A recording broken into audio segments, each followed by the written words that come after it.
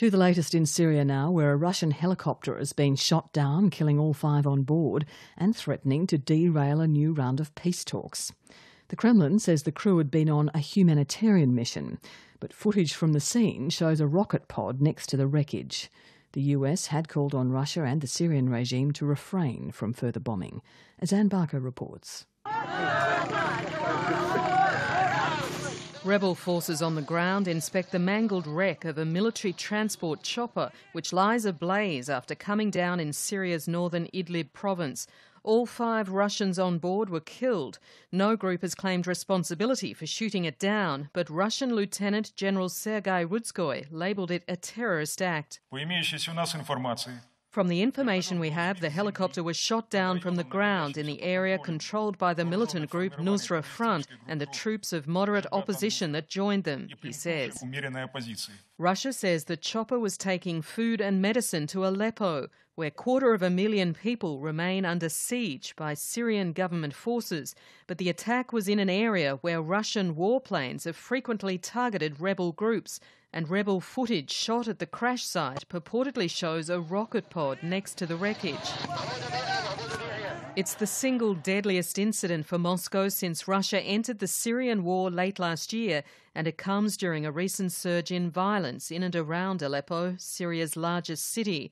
Syrian government forces backed by Russia have been pounding Aleppo for weeks to overthrow the rebels and recapture the city. Now the rebels have launched a counter-offensive to break the government's siege, and one local professor, Abdul Kafi Alhamdo, says many civilians don't want to leave. Can we consider displacing people from their homes is a humanitarian thing?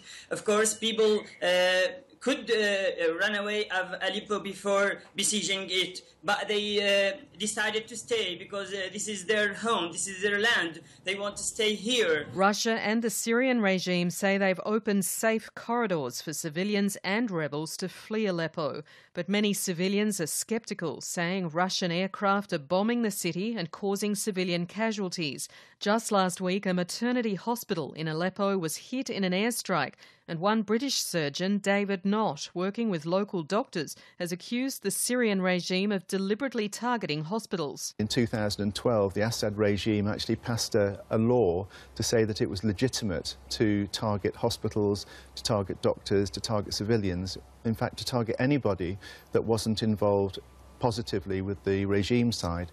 So they've made it legal to actually bomb hospitals. The US too has questioned whether the so-called safe corridors are just part of a Syrian plan to depopulate Aleppo and seize the city.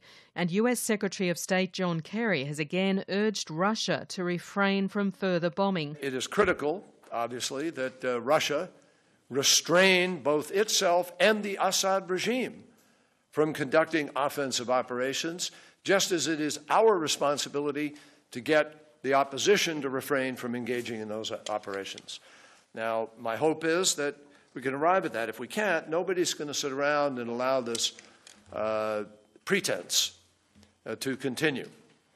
These are important days. Russia denies it's targeting civilians. The United Nations has announced a new round of peace talks on Syria for later this month, and it's confirmed the Syrian government's intention to take part. Anne Barker reporting.